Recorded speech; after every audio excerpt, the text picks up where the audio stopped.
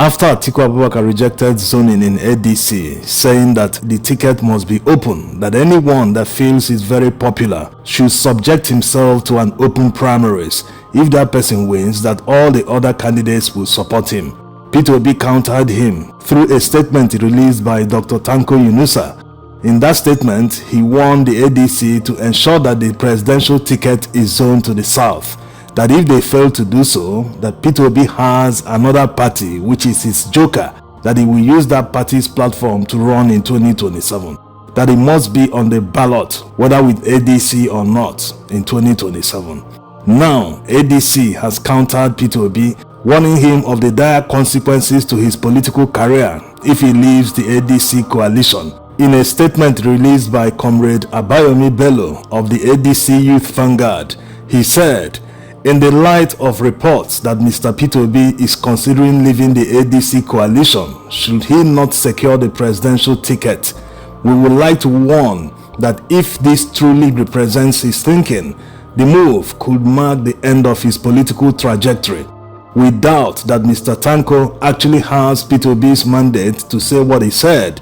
We believe that Mr. PTOB has cultivated a public image rooted in principle, youth empowerment, and nation-first politics.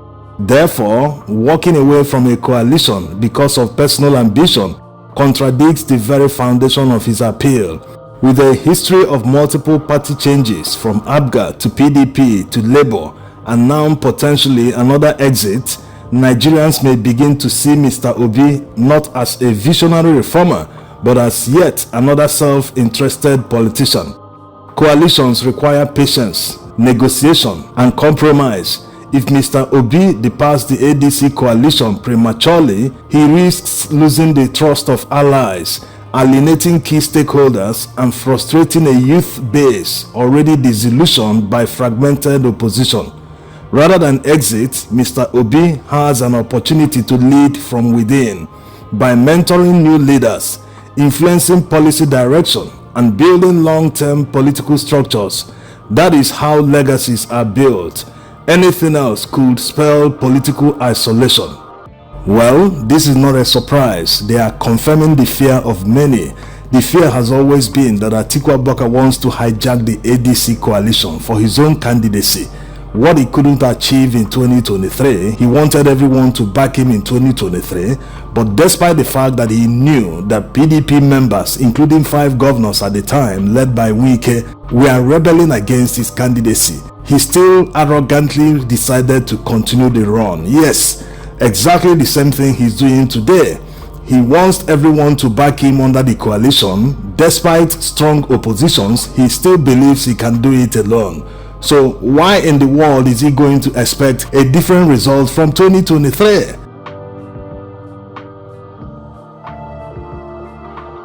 The worst part is that this time around there is more opposition, unlike in 2023. His former party, the PDP, where he was the candidate in 2023, he is no longer a member of that party. He has resigned. A huge chunk of the party members are not supporting Atiku Abubakar today. As a matter of fact, the party is currently poaching and wooing PTOB to come and be their candidate.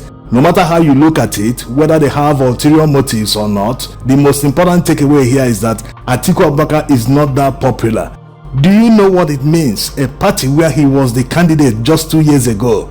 He has resigned from that party. That party, they are not even calling him to come back and take the ticket. Please come and run under PDP so that you will help us to win the election. No, they are calling PTOB who didn't run under PDP in 2023.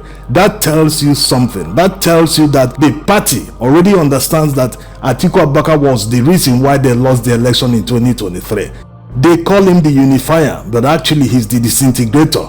He imposes himself. Can you imagine? He wanted to run. Not that he wanted, he ran, despite the fact that the fellow northerner, Muhammadu Buhari, just finished 8 years.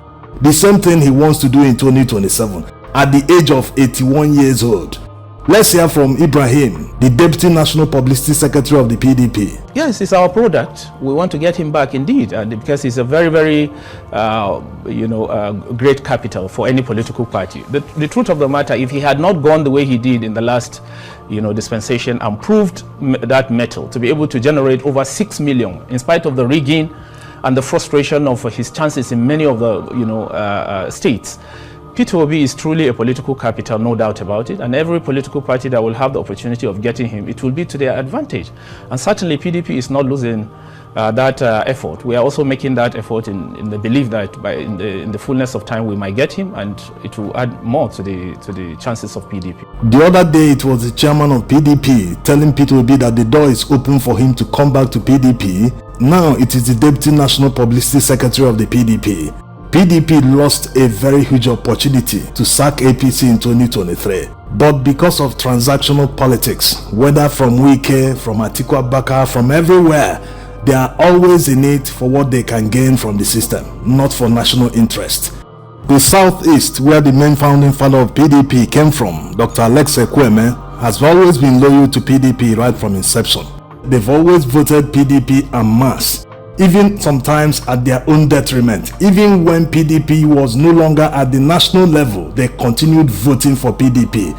No geopolitical zone in Nigeria has been that loyal to PDP, and no geopolitical zone has consistently given block votes to PDP. They lost all that when the zone requested the ticket be zoned to them. Yes, it wasn't as if they didn't merit it. If it is the turn of the South to produce the president, you cannot deny the fact that the Southeast should have that turn, because they've never produced the president since 1999, since the Fourth Republic. And to those who think that this is about tribalism or anything, no, it's still that transactional politics. If they zone the ticket to the Southeast in 2022, no Southeast politician could match the thousands or millions of dollars that Wike or Atiku could have given to the delegates in the primaries. Yes, that's the reality. So they chose money instead of equity, justice, and fairness. So looking at all that happened in PDP in 2022 to the run-up to 2023 presidential election, you will see that exactly the same thing is playing out in ADC. You can as well call ADC PDP light. Even influential Southerners in ADC that should be calling for equity, justice, and fairness are touting that false narrative. It is who will win the election, not zoning and all that. Whenever a politician tells you this person can't win an election, he's just campaigning for his candidate. It's as simple as that. They are following the money, as it is called in PDP local parlance. Follow the money. PDP, share the money. So when they tell you we are looking for someone who can win the election, what's the yardstick for making that statement? How do you determine who will win an election? A politician's job is to market his candidate like a salesman markets his product. If you know you have a good candidate, all you need to do is to market the candidate to the voters. Yes. So you can't just stand up and say, I have determined that this person will win the election as against this other person. No, it doesn't make any sense. Let's even look at the candidate they are talking about. Is this someone who was indicted by the US Senate for money laundering, for laundering more than $40 million to the US when he was vice president? The EFCC investigated him, forget the fact that he was never charged. But we all know that Atiku is not that clean. He's part of the old order in Nigeria. And all the people supporting him today, majority of them, are all there for what they can gain. If you look at all the people that supported him in 2022, 2023, some of them are working for his adversary today, Tinubu. Yes, considering the fact that the problem of this country has always been corruption. How do you compare two people? One was in office without any blemish. As a matter of fact, he left millions of dollars in savings for his state. He handed them over to his successor when he was leaving power in 2014.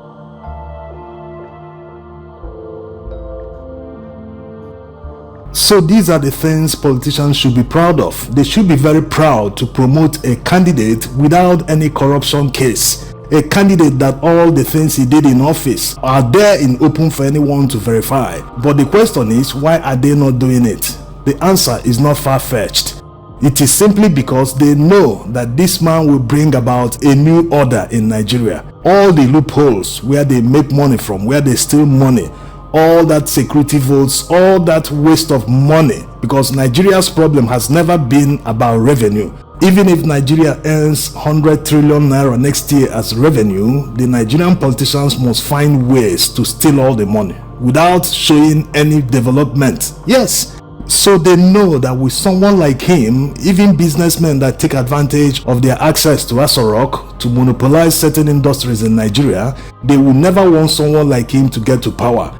Remember under Yaradua when he restored Ibeto Cement's license, Dangote reportedly went to him, but he barred him from visiting Aso Rock. So you can imagine such people in power, Nigeria will definitely get there. So Nigerians must understand what they are up against. It's not just APC, but all the old order. People who are political jobbers, they have no careers. Their only focus is how to get access to government money. So all the money that should be used to develop Nigeria, they steal all of them. Imagine a senator earning 30 million naira a month. All the people that were following PTOB around during the campaign period, some of who were literally paupers, today they are all millionaires. It can only happen in Nigeria. Politics is huge business only in this country. So why wouldn't it attract all sorts of characters? And these characters, you expect them to work for someone who will block their access to the treasury? It's not possible. So Nigerians have suffered long enough, at least the past 10 years under APC, and people in ADC are pushing for an Atiku Abubakar candidacy, someone that was part of the APC in 2015. It doesn't make any sense that they are pushing this man despite his old age. And if Atiku Abubakar gets there, nothing